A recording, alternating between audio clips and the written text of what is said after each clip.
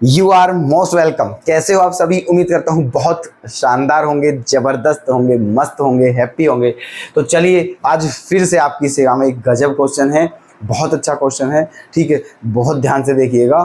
ठीक है, चलिए 21 में पूछा है 2 मार्क्स में 0 to π/2 log 4 + 3 sin x upon 4 + 3 cos x का इंटीग्रेशन क्या होगा। ठीक है, ये है।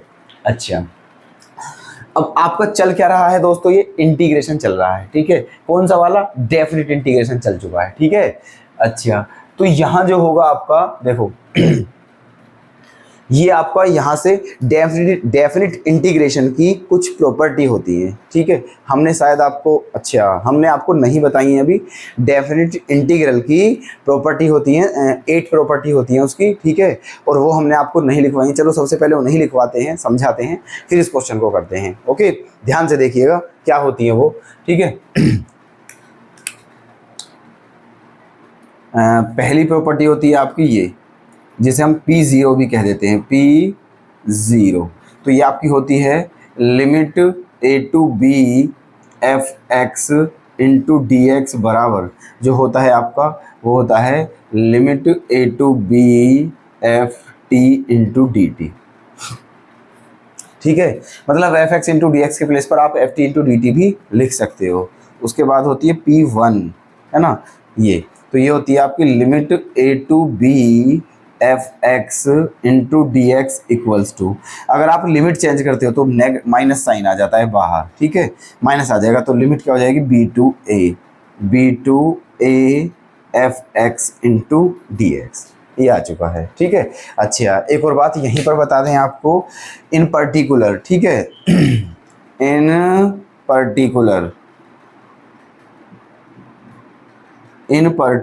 ठीक है, मतलब पर्टिकुलर केस में क्या करोगे आप? अगर लिमिट a to a है तो उसकी वैल्यू क्या हो जाएगी? 0 हो जाएगी। ठीक है, क्या हो जाएगी? उसकी वैल्यू 0 हो जाएगी। क्लियर है? चलिए अब देख लीजिए P2। तो ये होती है आपकी limit a to b f(x) into D x equals to limit a to c f(x) into D x plus limit c to b f(x) into D x, जहाँ जो c है वो किस किस के बीच में है? ठीक है, a और b के बीच में है। ये आपकी P2 है, मतलब सेकंड प्रॉपर्टी मान लीजिए आप। ठीक है, वैसे तीसरे नंबर की है लेकिन वैसे सेकंड है। Limit a to b f(x) into D x को आप लिख सकते हो। मान लीजिए c जो है वो a और b के बीच में है, कहीं भी इसके बीच में है, तो पहले a से c तक जाएंगे और फिर c से b तक जाएंगे। ठीक है, P3 तो वो होती है आपकी limit a to b f(x) into D x equals to limit a to b f a plus b minus x into D x, है ना। ये होती है आपकी P3। अब होती है P4। ये आपकी सबसे ज़्यादा इंपॉर्टेंट प्रॉपर्टी है जो। ठीक है, ये P4 जो है ये बहुत ज़्यादा इंपॉर्टेंट है, सबसे ज़्यादा इसका यूज होता है ना। चलिए क्या होती है ये P4?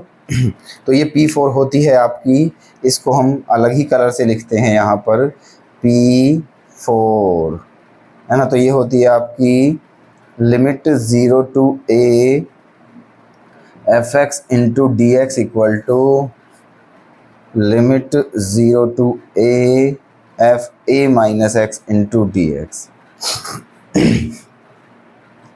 ओके, आगे चलते हैं। देखो P0, P1, P2, P3, P4। अब देखते हैं P5 पर। P5, है ना, तो P5 क्या होती है? Limit 0 to 2a f(x) into D x equals to limit 0 to a f(x) into D x plus limit 0 to a f(2a minus x) into D x. ठीक है, ये क्या है आपकी? P5 है। अब P6 देखते हैं। P6 तो ये क्या होती है आपकी? Limit 0 to 2a fx into D x equals two, है ना, क्या, 2 गुना limit 0 to a fx into D x, है ना। ये कब होगा आपका, ये कब होगा आपका, ये होगा इफ f2a माइनस एक्स बराबर एफ एक्स हो, ठीक है। ये कब होगा आपका, limit 0 to 2a F x into D x बराबर क्या होगा, 2 गुना limit 0 to F x into D x. ये तब होगा आपका जब f 2a minus X F X के बराबर आए, तब होगा ये कंडीशन, ठीक है। लेकिन अगर ये इसके बराबर नहीं है तो फिर इसकी वैल्यू क्या हो जाएगी, 0 हो जाएगी। क्या हो जाएगी, 0, ठीक है। कब होगी भाई बताइए, इफ f2a माइनस एक्स बराबर क्या हो, माइनस एफ एक्स, ठीक है। कोई दिक्कत, ठीक है। तो इसकी वैल्यू हो जाएगी ये, अगर f2a minus X F X के बराबर है, और इसकी वैल्यू हो जाएगी 0 अगर f2a माइनस एक्स बराबर माइनस एफ एक्स है, ठीक है। अब लास्ट प्रॉपर्टी और देख लीजिए, ठीक है। यहाँ पर बता देते हैं लास्ट प्रॉपर्टी, है ना, क्या है वो लास्ट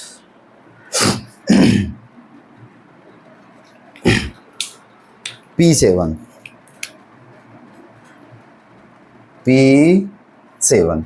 ये क्या है आपकी, limit minus a to a f x into D x बराबर 2 गुणा limit 0 to a f x into D x, ठीक है।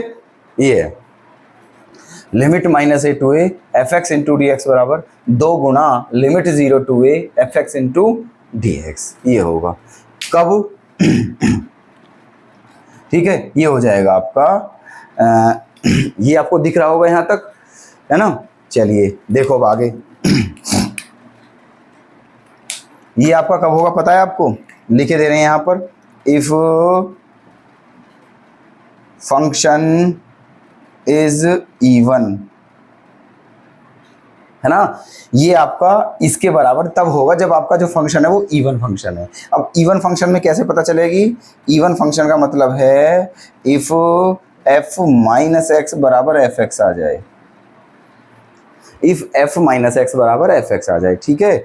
मतलब अगर जो फंक्शन है एफ एक्स फंक्शन जो भी दिया हुआ है, अगर वहाँ x के प्लेस पर माइनस एक्स पुट करें और तो भी वो एफ एक्स के ही इक्वल आए, ठीक है, तो वो आपका इवन फंक्शन होगा। उस कंडीशन में आपका ये हो जाएगा, ठीक है। अब आप सोचोगे इवन फंक्शन का एग्जांपल, जैसे कि मैं कहूँ एफ एक्स बराबर कोस एक्स है, क्या कहूँ मैं, एफ एक्स बराबर कोस एक्स है, तो आपका इवन फंक्शन है, क्योंकि एफ एक्स बराबर कोस एक्स है। एफ माइनस एक्स बराबर क्या हो जाएगा, कोस माइनस एक्स, और कोस माइनस एक्स क्या होता है, प्लस कोस एक्स। तो एफ एक्स बराबर एफ माइनस एक्स आ रहा है यहाँ पर, तो इसीलिए आपका कोस एक्स इवन फंक्शन है। तो उस कंडीशन में आपका ये हो जाएगा, ठीक है। लेकिन अगर limit minus a to a f x into D x बराबर क्या हो जाएगा, 0, ठीक है, 0 हो जाएगा। अगर आपका फंक्शन, ठीक है, इफ फंक्शन इज ओड, ठीक है, यदि आपका फंक्शन ओड है, ठीक है, ओड फंक्शन है। ओड फंक्शन की कैसे पता चलेगी, कहने का मतलब ये है कि इफ f माइनस एक्स बराबर एफ एक्स है, इफ f माइनस एक्स बराबर क्या है, एफ एक्स है, ठीक है, क्लियर। ये ओड फंक्शन होता है आपका। अगर x के प्लेस पर माइनस एक्स रखें तो वो क्या हो जाए, सॉरी, यहाँ पर क्या आएगा आपका, माइनस आएगा। क्या आना चाहिए यहाँ पर, माइनस, ठीक है। इफ f माइनस एक्स बराबर माइनस एफ एक्स हो तो आपका ये फंक्शन ओड फंक्शन होगा। क्लियर बात, ठीक है। जैसे साइन एक्स आपका ओड फंक्शन है, क्योंकि साइन एक्स में एक्स के प्लेस पर अगर माइनस रखते हो आप तो वो माइनस साइन एक्स हो जाएगा, ठीक है, ऐसे। तो ये थी आपकी प्रॉपर्टी जो कि बहुत इंपॉर्टेंट है डेफिनेट इंटीग्रल के लिए, बहुत ज़्यादा इंपॉर्टेंट है। बिना इनके क्वेश्चन करने में ठीक है, ये समझिए बिल्कुल इम्पॉसिबल मानिए। कुछ क्वेश्चन ऐसे होते हैं जो बिना प्रॉपर्टी के बिल्कुल असंभव हैं, समझे आप। ठीक है, तो ये प्रॉपर्टी है। अब इस क्वेश्चन का सॉल्यूशन हम आपको करा रहे हैं। ठीक है, इन प्रॉपर्टी को आप नोट कर लेना। ठीक है, देख लीजिएगा, P0, P1, P2, P3, P4, P5, P6 और P7। ठीक है, साथ के साथ आपको एक्सप्लेन भी कर दी है ना। अब इनका यूज कैसे होगा वो आपको क्वेश्चन में पता चलता रहेगा। ठीक है, क्लियर है वैसे यहाँ तक, है ना। चलिए, ये कपड़ा फेंकना, है ना। देखो, अब चलते हैं आगे। ठीक है, नोट कर ली होंगी आपने ये, है ना। अब इस क्वेश्चन का सॉल्यूशन भी तो कराना है। हाँ जी, ठीक है, चलिए नोट कर लें या फिर स्क्रीनशॉट ले लें, वो आपकी मर्जी है। ठीक है, चलिए।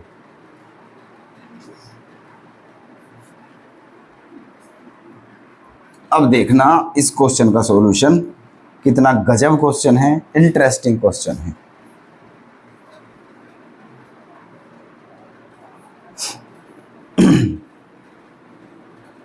बहुत ध्यान से देखना है, बहुत ध्यान से, और नोट अवश्य करें। बिना नोट करे तो आपको एक भी क्वेश्चन नहीं छोड़ना है, बिना नोट करे सारे के सारे क्वेश्चन नोट करते हुए चलते रहें। ये बात हम आपको बहुत पहले से कंटिन्यू कहते आ रहे हैं, तो आप इस बात को बिल्कुल भी इग्नोर ना करें, हल्के में ना लें। ठीक है, चलिए अब देखते हैं इस क्वेश्चन का सॉल्यूशन। ये बताना है आपको। तो यहाँ पर एक काम करते हैं, देखो हम इसे मान लेते हैं, है ना, सॉल्यूशन हम मान लेते हैं ये आई के बराबर है। किसके बराबर है ये? आई के बराबर है। तो limit 0 to π/2 log 4 + 3 sin x upon 4 + 3 cos x into dx। ठीक है, ये हमने किसके इक्वल मान लिया है? आई के इक्वल, और इसको इक्वेशन क्या मान लिया है? फर्स्ट मान लिया है। ठीक है, आगे चलते हैं। हम देखो, अब यहां पर लगा देते हैं हम P4 लगा देते हैं। ठीक है, P4 फ्रॉम P4। ठीक है, चौथी प्रॉपर्टी, वैसे 5वें नंबर पर आती है लेकिन वैसे चौथी प्रॉपर्टी अभी लिखवाई थी। क्या है P4 आपकी? यहाँ भी लिखे देते हैं फिर से। P4 आपकी ये है, क्या है कि limit 0 to a f(x) into D x बराबर क्या होता है? Limit 0 to a f(a - x) into D x. ठीक है, ये आपकी P4 है ना, बहुत इंपॉर्टेंट है, पहले भी बता चुके हैं। ठीक है, अब देखिए यही इसी का यूज करते हैं यहाँ पर। Limit 0 to a, limit 0 to a मतलब a के प्लेस पे क्या है हमारा?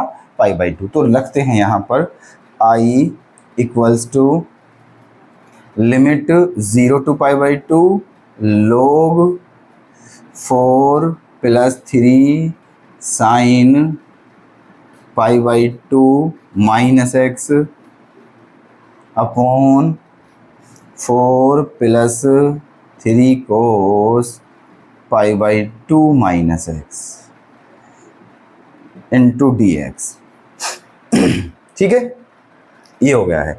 अब आप सभी जानते हो कि साइन ये क्या है? π/2, π/2 का मतलब 90, और साइन 90 - थीटा क्या होता है? कोस थीटा, और कोस 90 - थीटा क्या होता है? साइन थीटा होता है। तो ये क्या हो जाएगा आपका? यहाँ से हो जाएगा आपका limit 0 to π/2 log 4 + 3 cos x upon 4 + 3 sin x into dx। ये आपकी इक्वेशन 2 आ चुकी है। ओके, यहाँ तक कोई दिक्कत? ठीक है, ये आपकी फर्स्ट होगी, आपकी सेकंड होगी। ठीक है, अल्टीमेट हमें माना क्या है? हमने ये आई माना है, तो हमें आई की ही वैल्यू बतानी है। तो अब इन दोनों इक्वेशन को आप प्लस कर दीजिए। ठीक है, इन दोनों इक्वेशन को आप क्या कर दीजिए? Plus, equation first plus second. तो आई और आई क्या हो जाएगा? 2i हो जाएगा, इक्वल्स टू क्या हो जाएगा? 0 to π/2। ठीक है, ये क्या हो जाएगा? log 4 plus 3 sine x upon 4 plus 3 cos x, है ना, into D x plus limit 0 to pi by 2 log 4 plus 3 cos x upon 4 plus 3 sine x into D x. बताइए यहाँ तक कोई दिक्कत? क्लियर है? दोनों इक्वेशन को प्लस कर दिया है, ये आ गया है ना। अब देखो आप क्या करोगे, यहाँ पर ये दोनों हैं, ठीक है, लिमिट दोनों की सेम है, इसकी भी और इसकी भी, तो आप दोनों को एक साथ लिख सकते हो, आप दोनों को एक साथ लिख सकते हो। मतलब ये हो जाएगा आपका 2i equals to limit 0 to pi by 2, है ना, log 4 plus 3 sine x upon 4 plus 3 cos x. जब आप इन दोनों को एक साथ लिखोगे तो क्या हो जाएगा, ये लिमिट 0 पाई बाई 2 लोग इतना प्लस लोग इतना, और लोग ए प्लस लोग बी का फॉर्मूला आप सभी जानते होंगे। लोग ए प्लस लोग बी का फॉर्मूला क्या होता है, लोग ए गुना बी, लोग ए गुना बी। इसका मतलब ये दोनों मल्टीप्लाई में आ जाएंगे। 4 plus 3 cos x upon 4 plus 3 sine x into D x. Clear? आप देखिए आगे, इससे ये कैंसिल हो जाएगा, इससे ये कैंसिल हो जाएगा, ठीक है, इससे ये कैंसिल, इससे ये कैंसिल, ठीक है। तो बच क्या जाएगा आपका बचेगा ये limit 0 to pi by 2 log 1 आ जाएगा इंटू डी एक्स, ठीक है। ये बचा है, बहुत ध्यान से देखते रहिएगा, ठीक है, यहाँ तक कोई डाउट नहीं होना चाहिए आपका। log 1 बचा है, और आप जानते होंगे कि log 1 की वैल्यू क्या होती है, 0 होती है, ठीक है। इसका मतलब ये 0 बन गया है, और 0 का आप डिफरेंशिएशन करोगे तो वो 0 ही आएगा, ठीक है।